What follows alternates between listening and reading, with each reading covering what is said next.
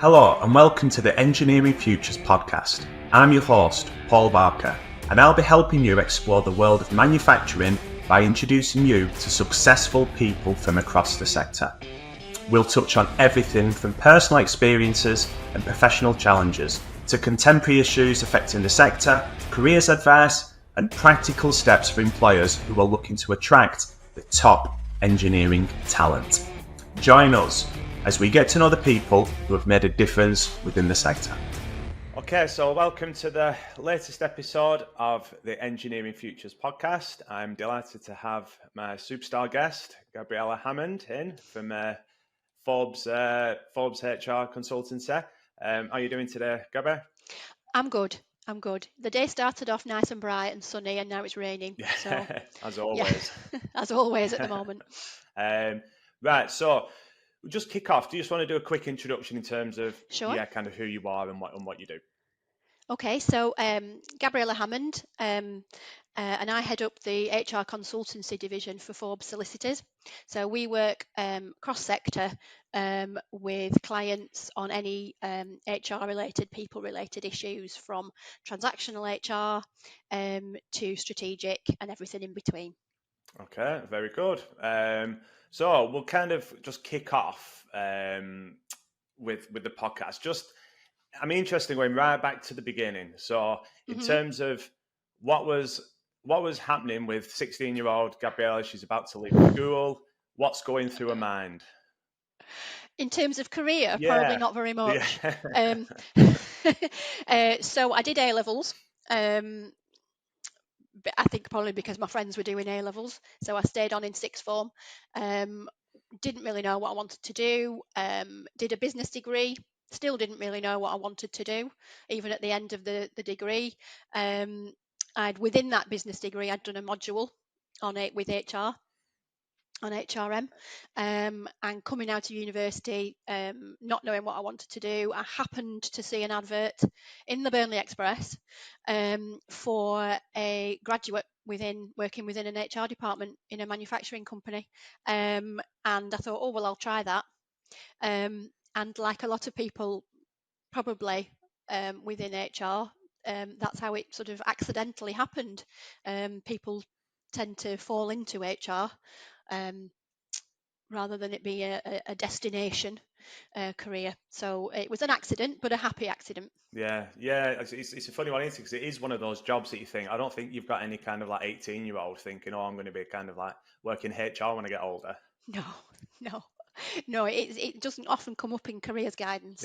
If careers guidance happens at schools now, sadly. But no, it wasn't something that was on my radar when I went to university. So in terms of your first job then, when you first kind of got that opportunity working as a kind of trainee, if you will, so what was that like? Talk me through that. What was that experience like? So it was a very much a traditional manufacturing and engineering company within Burnley. At the time, probably had around 180 staff, and we're going back 20 something years now. Very traditional HR, and over the last sort of 20 years within that business, HR changed a lot, not just for us, but in the marketplace as well. So what HR was like then is very different to what I'm seeing now in terms of what HR departments do, what they deal with, what their strategy is. So it's a very different sphere than it used to be. So when you talk about HR, because people have different, depending on where you work, HR looks different, and that experience of HR is different. What do you think good HR? What is good HR for you? Good HR for me, I think you're right. Firstly, I speak to a lot of people who have a very negative view of HR, and it generally becomes because of their past experience. So HR is a tough gig because you do sit in between in a business. So you're there to support employees, but you're also there to support the business, and it's a tough balancing act. So in terms of a good HR department, it needs to reflect the needs of the business and help support that business, but I think work in partnership with that business. Um, so you tend to hear from some managers, oh, HR won't let me do that, or HR are making me do this. Well, it shouldn't be that way, because the HR managers, senior leadership teams, boards should be working in the same direction. And it's not about forcing the agenda, or forcing something, or forcing employees to do something. It's about working in partnership with everyone, the business and also the employees.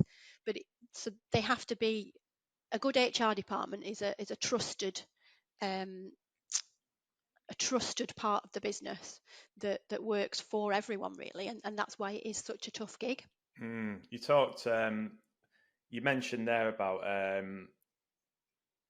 kind of about looking to protect, to work with the company, and the employees. You mentioned earlier about HR had changed when you were in your Mm, first job. Just yeah. talk to me a little bit about that. What you mean by how it changed over the time you were there. So starting out, and obviously I was starting out as a graduate HR officer sort of level. It was very much about performance management. So dealing with underperformers, dealing with absence, dealing with um, that level of transactional HR. And what I've seen is, um, and I was obviously very lucky within the organisation that I was with, in that it saw the importance and the value of HR. So we were able to get involved and almost partner with the business to help drive it forward. Um, Not so much as a policing policies type of HR department. And I think from what I see now dealing with other HR departments, progressive organisations, that's what HR is for them. It's supporting the business and working in partnership on all sort of strategic areas, and looking at what the business does, not just dealing with particular transactional small disciplinaries or absence issues. It's wider, and it's a lot more strategic than that. Mm. Because a lot of places, and this always amazes me, that don't have HR departments, or Mm, you seem to get that they'll outsource the HR. Do yeah. you think, what's your thoughts on that in terms of businesses that are trying to operate either without HR or, like I say, going for the outsourcing?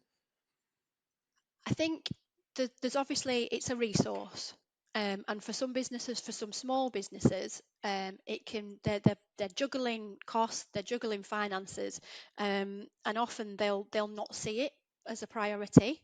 I'm obviously biased. I would say that's short-sighted, because there's a lot more growth that an HR department can add to the business rather than just administratively. So yeah, I mean, we work with a cross section of different sizes of businesses, and it can be how the SLT or how the board of that company views the people, as how important they view the people, as to how they want to manage those people.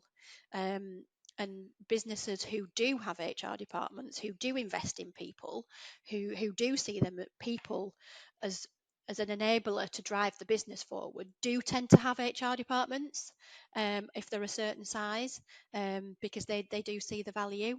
Um, but I completely understand smaller businesses under a certain headcount, having a dedicated person or resource within HR is a tough call when you're juggling finances, and other priorities. Obviously, what we do at Forbes, we do work with some businesses who don't have an HR department, and they will use us as their HR department, um, either completely or for particular issues. And then you see the slightly larger scale where they maybe have a standalone person who deals with HR, and that's a lot to do, because you're trying to do everything. And then obviously you larger businesses which do tend to invest or need or see that value. Mm. And imagine working in HR can be quite a lonely place at times. Hmm. Is that fair to say? And and Yeah, if so, absolutely. how did you deal with that? As a newbie into HR, and how do you continue Hmm. to deal with that going forward? I think you have to have a good support network. Um, it is a lonely place because often you're the first person to find out when there's something negative about to happen. So if the company is failing, or there needs to be some redundancies, you have to bear that on your shoulders confidentially, without being able to share that sometimes, and that's tough. Um, if you're dealing with particular issues, it's all confidential, so you can't share it. You can't share it possibly with others within the organisation.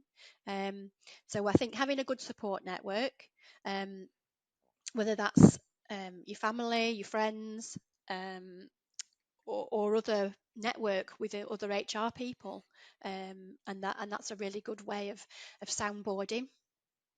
Mm, yeah, because would imagine without that, it could be very tough. I mean, my dad's HR manager.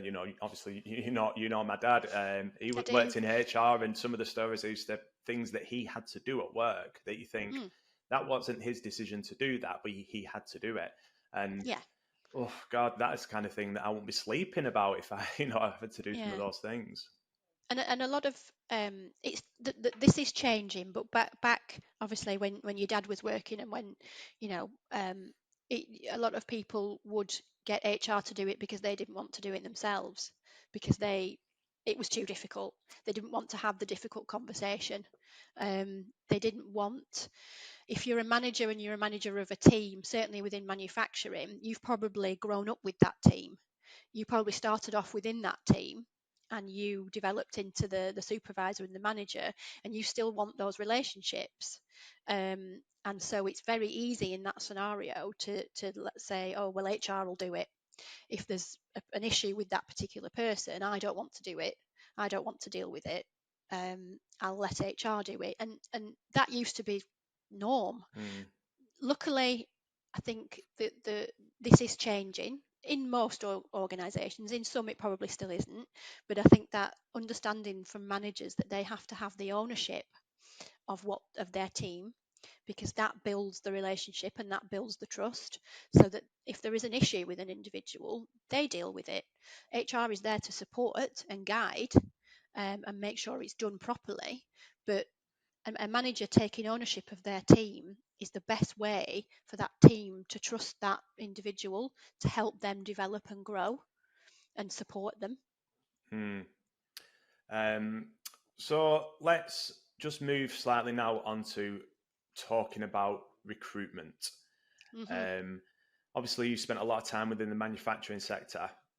When I first started to kind of know who you were, it was when I was working at Burnley College, and I used to see you in and around the college quite a lot, but also on Hmm. LinkedIn as a big kind of advocate of apprenticeships. Yep. Um, recruitment now is such an issue. I see this firsthand. I'm sure you do Mm. as well, and it's Yep. some major challenges for SMEs. What do you think, from a kind of HR perspective, from your experience and insights? What can SMEs do to overcome this? You're right. Recruitment in the last 3 4 years has really, it's changed itself, but it's also come under the spotlight because of national headlines and changes that happened, and problems that we were seeing, whether that's Brexit related or COVID related. Um, and I think it caught a few people out if they weren't already thinking about recruitment. You used to be able to put an advert in the Burnley Express and get applications. It doesn't work like that anymore. Um, because it's a job seekers market, so they have so much more choice around, that organisations really have to sit down and think about what makes them attractive to an employee. Sorry, there are so many vacancies now, um, that it's and a young person coming through as an apprentice, or any age group looking for work, they're a lot more choosy. um, they're happy to sit back and look at what's on offer and what is this role going to do for me? Why should I apply for this job? That changed over the last sort of 5-6 years. So SMEs certainly who don't have a brand name, if you're a Kellogg's or a really well-known name, you've got that attraction piece there. But if you're an SME who works within Burnley or wherever, organised a job seeker, a 16-year-old, probably has never even heard of you. So why should they come and work for you? And HR departments or whoever is in charge of recruiting individuals, either to apprenticeships or whatever, really have to look at inwardly first at what makes them attractive to a young person or anyone in employment. But specifically with young people, their needs are different. They're looking at specific things, or their parents are, um, for what they want out of a career. It's much more about the career development than it ever used to be, than just a job. Yeah, I totally agree with that, and I think that I mean, the amount of times I speak to employers, smaller employers, about the culture, about what's the Hmm. progression and development like for anyone that's going to come to your organisation, and they don't know, they can't answer it. Yeah. Why should someone? And it's amazing how many times I ask people, why should somebody choose your organisation over the one next door, and they Mm. can't answer that question. Yeah. Um, And if they can't answer it, why would a job seeker be able to answer it? So you're right to ask the question, yeah, but because it's really important. it is. Yeah, and I think that if you ask them a few questions, suddenly they can start telling you things. But you're thinking, wow, you really should know this. This should be like this just Yeah. roll off the tongue about what it is about your business. And I think a lot of them will revert back to, oh well, we can't attract people because BAE are hoovering them all up, or we can't Hmm. compete with the wages. And I think, well, hang on, I don't think that's correct. I don't think salary isn't always the most important It's not. thing, especially for someone looking at those that first, second, or third kind of step up the ladder or Hmm. whatever. They're looking I, for yeah. development. I think salary, um, and salary's the hook. That might be what you see in the advert, but you're right. There's so much more to it, and a salary might get someone to the applicant stage, but then you're right, it's the feel about the people who are interviewing, it's the whole interview process, um, whilst at the same time that person's probably maybe having interviews with 2 other companies at the same time. So it's everything around that employee journey. um, that you're right, it's not just salary, it's about once you've got them on board, the salary will only keep someone so long.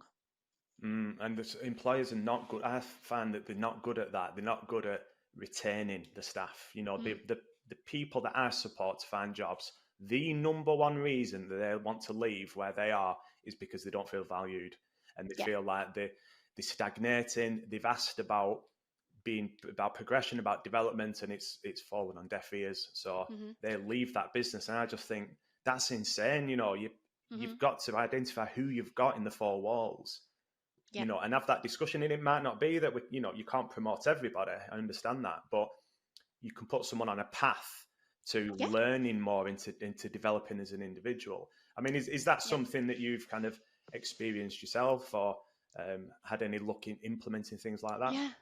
Yeah. 100%. I think that um, I used to have an ongoing, robust discussion with one of our directors about, are our problems about recruitment or are they about retention? And certainly there are problems with recruitment, and there were back when we were the challenges. But ultimately, you will always need to recruit apprentices, new intakes for new areas, etc., or for apprenticeships coming through.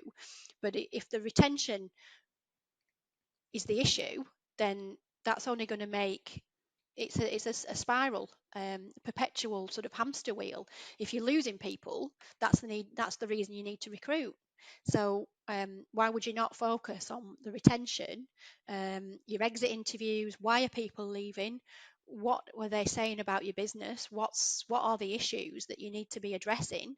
And one of those may well be development, and training and development and learning isn't there. So that's a fairly straightforward, or not a quick fix, because it's not, but you can show people are valued. You can show that you're willing to develop, and offer some paths, like you say. It's not a magic wand to say you will be the next manager, um, but there are so many offers, with the colleges, with different areas to offer development at relatively low cost as well. But just having that focus and culture of learning and growth to help someone develop. And yes, they might leave, because that's another thing. You still do get people who say, well, I don't, if I offer them that degree or that HND, they're going to leave because I can't afford to pay them. Well, yes, they might do. But in 5 years, they might come back. So it's getting away from the not wanting to offer people development in case they leave, or seeing that that's what people want. They're not happy to just stay in a job. They want that development. Yeah. What suggestions do you have? So have you got examples of how you have or how businesses that you've either worked at or worked with that have been able to overcome this specifically around what kind of like development do they do?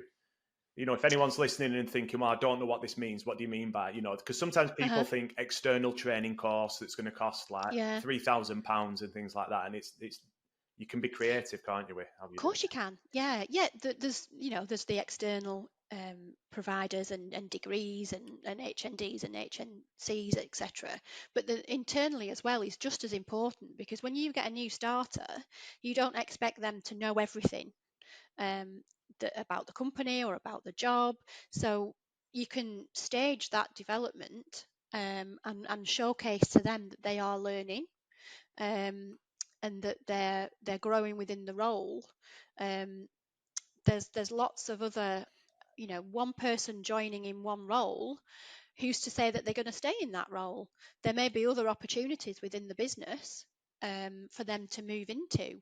So it's about thinking about everything that business does, and not pigeonholing someone. That if they've started as a production operative, what is it that they need to know to be the best production operative, and using that as a development path. But then also a production operative might end up going into work in production planning, or goods in. And there are so many different low cost qualifications, or areas of learning within that, learning from others within the organisation who've been there and done it. That can be just as effective, but it's structuring it in such a way that people understand its development.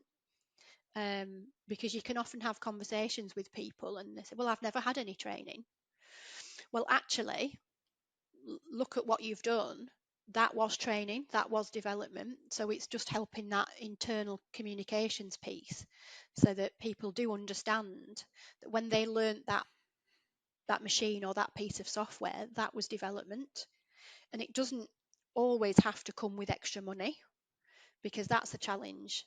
Certainly with the changes to living wage, benchmarks and minimums, it's hard to offer the progressional rises, for employees, because having that matrix of growth gets squeezed. Because if you have to pay the minimum, then how do you have the incremental benefits? But reward doesn't just have to be money. It can be, extra responsibility, or getting involved in other areas, or training other people, delivering training themselves internally. That the level of reward doesn't just have to be money.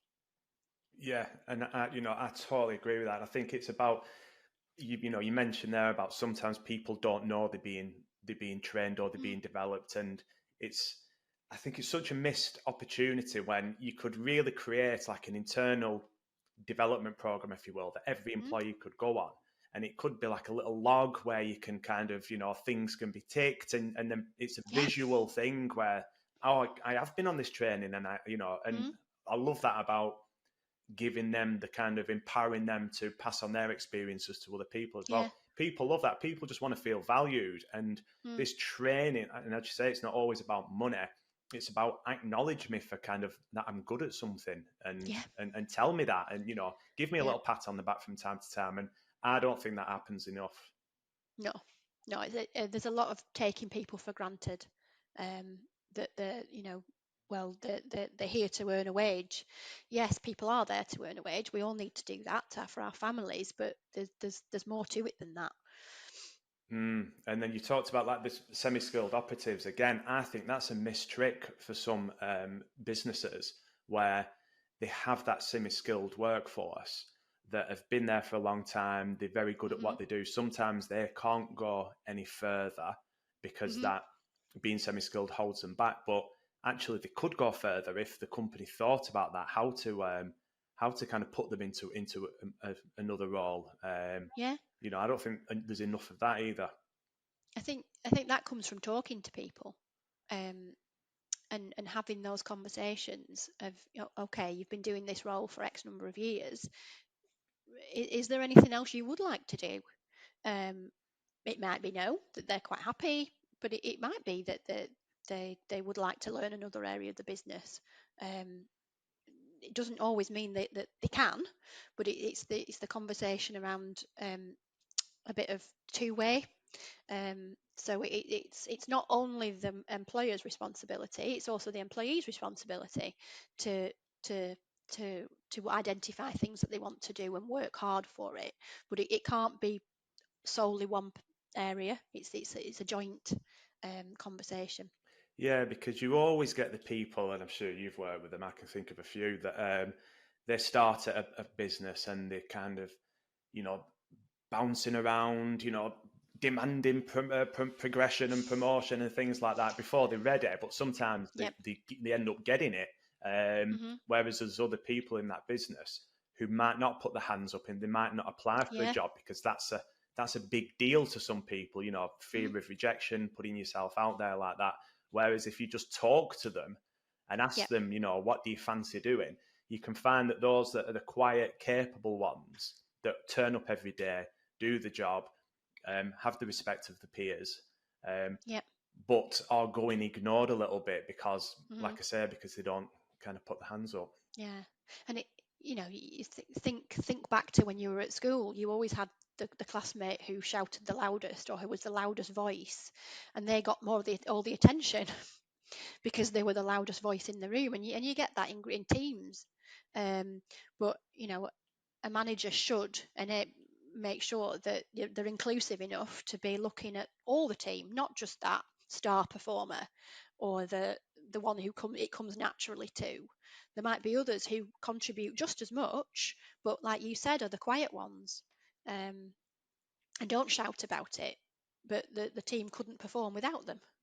And do you think that responsibility of that identifying that internal talent pool, where does that lie? Is that a HR duty, or is that the the I think kind it. of I think it's a tough for either one or the other. I think that's where I talked in the beginning about working in partnership with the business. So, it's down to the manager. It's the manager of that team to be having the conversations. Um, but I think working alongside HR to help facilitate it, to make sure it's not done in silos. Because what the danger is if it's just one manager looking at their team, they'll focus on their team. So you might have someone in another team with with a good skill level, um, who that manager doesn't know about because they've never worked with them. So it's about having the cross-functional, um, parties to work together, and the conduit for that is, I think, sits well with HR to be able to look across the whole organisation or the whole business to be able to do that. so? What about succession planning?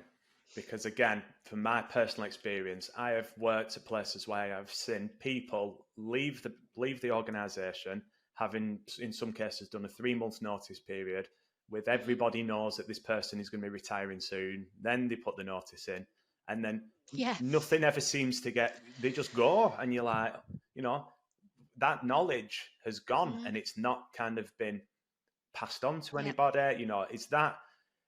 Is that something that do you think that is common throughout companies? Yeah. What so if that is the case and it is common, why? Because for me it just seems obvious that this person is Yeah. going to leave. So why does nothing get done about that? Because that can have really kind of negative connotations for the people that are working there, where they're thinking, God, this, what's going on? It's almost an air of incompetence there from the Yeah. management team. I can't honestly answer the question of why it happens for every organisation. I think for some, you're right. It's almost like it snuck up on them and they hadn't realised when you say, it's someone's been due to retire or whatever. Again, it's just having that planning mindset, and almost not being in the position in the first place where everything rested with that one person. And that's where we talk about growth and learning and development, that it shouldn't just sit with one person. And I've seen it over the years where that individual doesn't want to share because they don't want to be they want to be indispensable, they want to be the person with all the knowledge. But it's having the conversation with them that it's not about replacing you, it's just sharing this because two heads are better than one. Or it makes sense for someone else within the team to learn this. Yes, it's maybe cover, but it's helping that mindset of that succession planning, and it's mapping it out that if you're looking at a team scenario, there should always be someone within the organisation structure that's earmarked or ready to step in, so that you're almost planning it for everyone across the organisation. And I think a lot of organisations don't do it because it's hard to do that, and it's difficult to speak to one individual and think, well, they're going to be that person in the future. But it's having the conversations. It doesn't mean they automatically will go into that role, but it's you're giving them the skills and the training that they could step into that role if that person suddenly left. And it's all linked into it, because like when we go back earlier to talking about the those people that don't put the hand up, but if you actually ask them, and then that then marries into, well, we've got so and so that's leaving, and we've got these people here that have actually put the hand up and could do that role, and then you can implement your kind of development, on the job development, and it all can be working towards developing a kind of internal talent pool, if you will, that's ready to then step into those roles. Yeah. And if you're doing that routinely over a number of years, it it does mean that people see a progression, so they're not leaving. So you've solved a retention issue, and then ultimately you've potentially solved a recruitment issue. But with the mindset that you will always need new people coming into the business, so have that forward planning of your offer for employees, and part of that is the development. And now everyone says we don't have time for this, we don't have time, we're too busy, too busy. And it's like, but this is so important.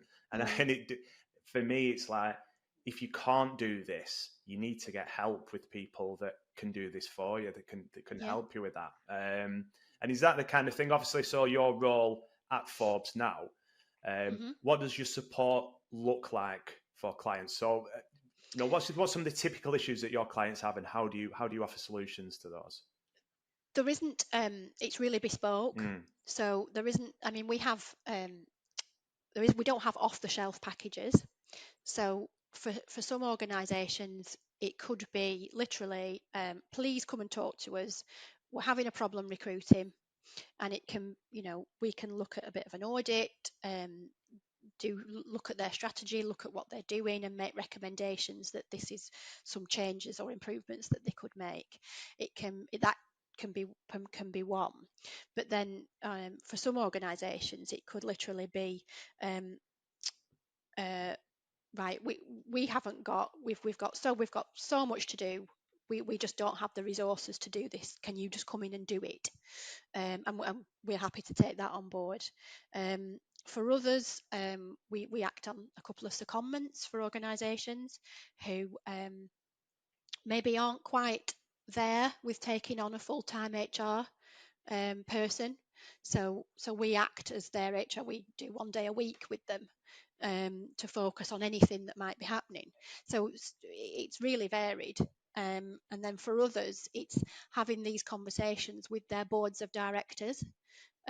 Maybe HR doesn't sit on the board, so there's nobody having these conversations about succession planning and putting business cases forward. So we support in doing that. We support on boards. So if an organisation doesn't have HR voice on a board, we can act as that voice for them. So that there really is no one size fits all. It's just really varied. So, and is that in the local area, or is that kind of nationwide that you're? Well, Forbes is a Northwest predominant law firm, but we do have clients that we support outside of the Northwest. But yeah, majority of our clients are sort of Lancashire Northwest based. So I could imagine it's quite a nice role that then. It's a brilliant role, Yeah, really yeah, varied. yeah. Coming from career and history in manufacturing, I'm now getting to working with hospitality sectors, retail sectors, education, public sector. So it's and all the different issues that come with it are really, there are common themes, and recruitment has certainly been one, and culture, and developing managers and senior leadership teams is often a focus Yeah, that happens regardless of sector. yeah, and that's another one into with. I mean, you can talk all day about that, but when people get kind of first managerial step up with Hmm. no training, no Hmm. preparation, just a kind of sink or swim. Yep. That's I've seen that happen quite a few times. I'm sure Yeah. you have. And you do tend to see that a lot within manufacturing and engineering companies, that someone's been a brilliant engineer, they've been brilliant at that production area, so we'll make them so they're a natural manager. No, they're not. They're really good at that job doesn't necessarily mean they're a good people manager. Yeah, and I've worked. I've had people like as line managing me that are not the best engineers, but they were brilliant as a manager. You felt Mm, like they had your back and they listened to you and they supported you. yeah. Whereas I've had other people that, exactly as you said, they've been very good engineers, but zero people skills whatsoever, and very much like Hmm. didn't really listen to you. You had to do things their way. That was the only way Yeah. of doing it. Yeah. And a lot of people, and this does happen in that management is seen as the progression route. So if you want to develop within the company, you have to become a manager, or you have to take that avenue. Um, that's not. I don't think that should happen. You should be seen as valued within your area. You don't necessarily have to take on people responsibility to be recognised. You can be promoted because of your skill. Doesn't mean people management has to come with it. Yeah, and sometimes that's people don't want to be managers, do they? They don't. No, That's not what they want, and no. there's But they don't see another way of progressing. yeah. So in terms of like obviously your role now, where you Hmm. are that very much consultant expert in terms of being able to help your clients, how do you stay updated with the latest kind of goings on and make sure that you're kind of continuously learning? I mean, I'm very lucky in that Forbes is quite a progressive um, employer and a progressive organisation and law firm. So we do and we partner with a lot of different organisations who put on events. So we get to go to them, and a lot of those, certainly within the employment and HR field, are certainly more expertise in the room than me. So it's like learning from them, just keeping current with things that are happening, whether it's HR, CIPD, it's just keeping that learning mindset of things that are happening, and talking to other people as well. Attending an event that you might not necessarily think is directed at you, but you're always learning from things and talking to other people, talking to other HR people. There will always be a scenario that you've not come across before. So it's about learning from every avenue that you can. And then finally, kind of looking ahead, what do you see as the future challenges for HR in general? Challenges, but also opportunities, in terms of Hmm. new technologies and things like that. Yeah, What's your thoughts on that? yeah. Well, the natural one that people expect is AI, and the technology that will bring, and that's already bringing.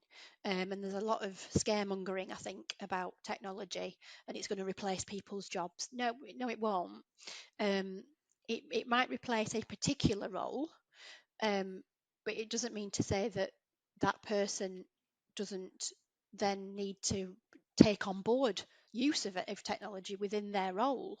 Um, so it might strip out some of the admin, but somebody needs to be able to use that technology. So it's for people coming through to embrace that and learn how to use it. And the job titles might change, but there'll still be a need, but a need with using the technology. Um, so I think it's making sure that we're on the ball with it for as all individuals, to not shy away from it, to really embrace it, and look at how you can use it within organisations to strip out some of that process admin. But you'll still need somebody to utilise the technology, um, to be able to help the organisation. I think there's some natural earlier changes that will happen. We're going to see an election, in the next so many months. Reading some of the party manifestos, there's some change that might come our way in terms of recognition, and and changes within the employment sphere, for organisations, and that may force some changes within organisations. Mm. So yeah, I'd say they were the big two, and then continuing just the change of what people want from an employer will will navigate us through, or HR needs to navigate through that for organisations. And then lastly, then, in terms of anyone that's interested in HR, they listen to Okay. this and they can see themselves potentially doing this. What's your advice for them? What do people need to have qualifications to consider this, or is there opportunities to put you kind of throw your hat into the ring, if you will, and get developed on the job? I think it depends on the business that you work in. We're certainly seeing the way that HR and CIPD is the qualification that leads to it within HR. That the teaching of that has changed, and now you do tend to see a lot of graduates coming out with a level 7, for instance, in CIPD, but they've done it the whole way through university. They've never had a job, whereas that changed quite a bit, and I don't think you can have one without the other. You can't just have a degree in HRM or a level 7 qualification and go straight into a senior job. You have to learn, the generalist HR function, in my opinion. So I think the way I did it, so yes, I had a degree, but you don't necessarily have to have a degree to go into start into HR. I was with, and organisations can put people through the CIPD while they're in work, and I think that's a good route, because you're learning to apply what it is you're learning in theory, rather than coming out with a great sounding degree in HRM but never having applied any of it, and that's not the way forward for me. Mm. Okay. So I think the best route is to maybe, HR apprenticeships are a great example, Mm. um, of starting as an administrative apprentice within an HR function, and then you're learning by watching and seeing how things happen, and then go on to your CIPD qualifications within work. That would be my recommendation anyway. Okay, and then if anyone's listening to this and they would like to get in touch in terms of kind of HR support, what's the best way of going about that? Okay, so contacting either Forbes or myself for initial conversation. Like I said, everything we do is bespoke, so we tailor it to the particular needs of the organisations. It could be that there is one burning issue that they need support on, and we'll happily pick that up and speak to them. But it could be a little bit more progressive in that they're looking for more ongoing support. So contacting Forbes or myself or via you, and any which way, and an initial conversation, and then we can tailor it and build whatever it is they need. Super. Right. Well, Gabriela, thank you very much for that. That was a really interesting Thank chat. you. Yeah. And thank you for being a great guest. Thank you very much for the opportunity. It's good to talk to you. All right. Cheers.